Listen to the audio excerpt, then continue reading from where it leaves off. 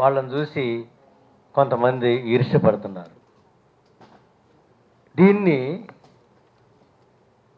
Adrian rich అనేటటువంటి ఒక మహిళా రచయిత, అమెరికన్ మహిళా రచయిత,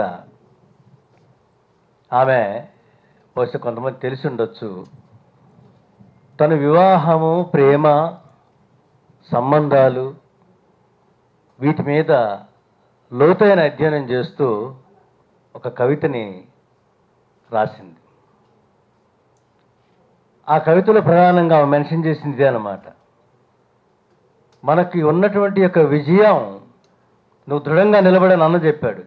ఈ దృఢంగా నిలబడు అనేటటువంటి దాన్ని ఒక విజయంగా నువ్వు కనుక చూసినట్లయితే ఆ విజయంకి ఆనుకొని పక్కనే ఉన్నటువంటి విషాదాన్ని ఏ విధంగా అధిగమించాలా, ఏ విధంగా గుర్తిస్తావు అనేటటువంటి విషయాన్ని ఆమె ఒక చిన్న కవితలో చెప్పింది. దాని తెలుగులో, అది ఇంగ్లీష్లో ఉంది, బేసిక్గా తెలుగులో ఈ విధంగా ఉంటుంది అది. అయితే ఆమె తీసుకుంది ఏంటంటే మేరీ క్యూర్ అనేటటువంటి ఒక రేడియేషన్ సైంటిస్ట్ని ఆమె యొక్క జీవితాన్ని తీసుకొని దాన్ని రాసిందనమాట. ఈ మేరీ క్యూర్ ఏమిటి అంటే తను రేడియేషన్ మీద, రేడియో యాక్టివిటీ మీద రీసెర్చ్ చేస్తూ ఒక 2 నోబెల్ ప్రైజులు తీసుకున్నటువంటి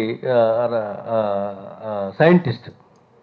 ఆమె తన యొక్క రేడియేషన్ చేసుకుంటూ తన శరీరం కూడా ఏ విధంగా అవుతుంది ఏంటి అనేటటువంటి చాలా గురైపోయి చివరికి ఆమె చనిపోతుంది అనమాట. దాన్ని ఒక వస్తువుగా తీసుకుని తను రాసింది. దాని పేరు పవర్, అంటే తెలుగులో దాన్ని మనం శక్తిగా చెప్పుకోవచ్చు, ద పవర్. మన చరిత్ర నేలపొరల్లో జీవించటం, మన చరిత్ర నేలపొరల్లో జీవించటం. ఈరోజు కూలిపోతున్న నేలగట్టు లోపలి నుంచి ఒక ఎక్స్కవేటర్ వెలికి తీసింది అంబర్ రంగులో మెరిసే 100 ఏళ్ల నాటి చెక్కు చెదరని సీసా. అంబర్ రంగు అంటే తేనె కలర్ ఉండేది. జ్వరానికో విషాదానికో మందు. ఈ నేల మీద ఈ చలికాలాల్లో బతకటానికి ఒక జీవనౌషధం.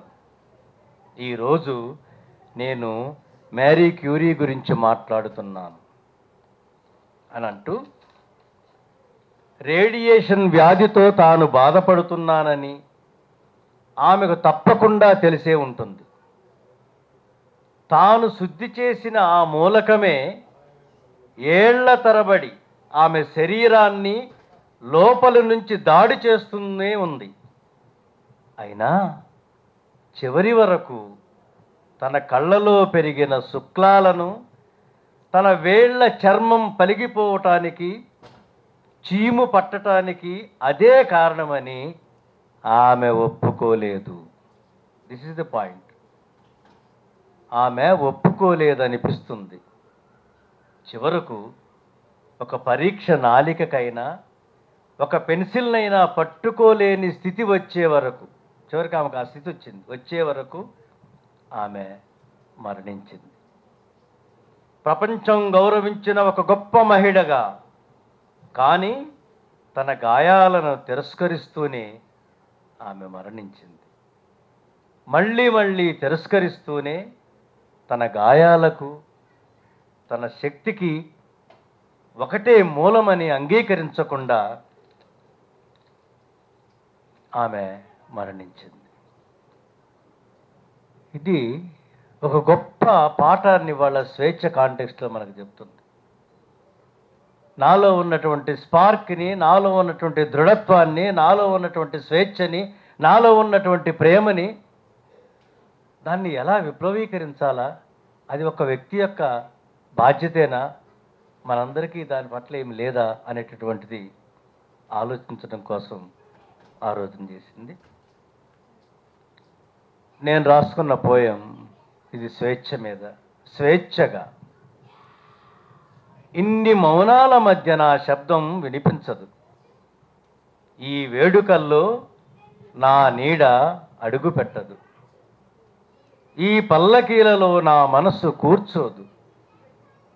నేను మబ్బుల్ని మోసుకుంటూ కన్నీళ్లతో ఈ నేలను తడిపాను. నిన్న, మొన్న, అటుమొన్న ఈ కాలమంతా నేను బయటనే నిల్చున్నాను.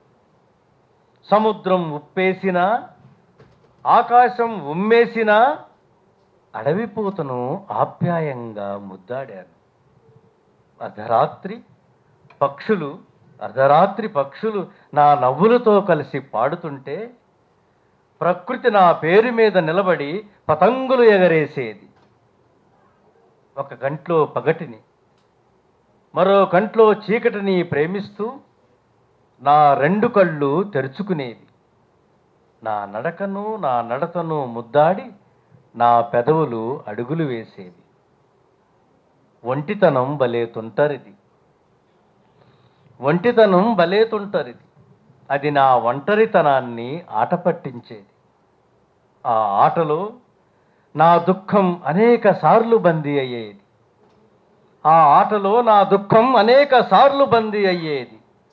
తడిగా మొలకెత్తిన మనిషి మట్టి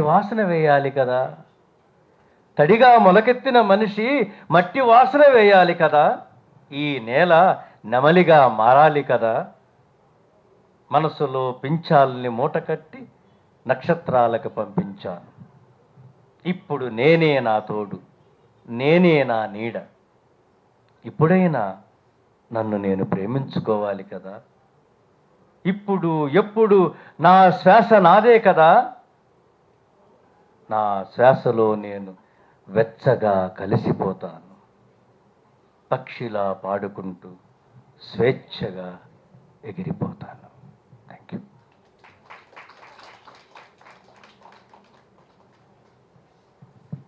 థ్యాంక్ యూ సురేష్ గారు.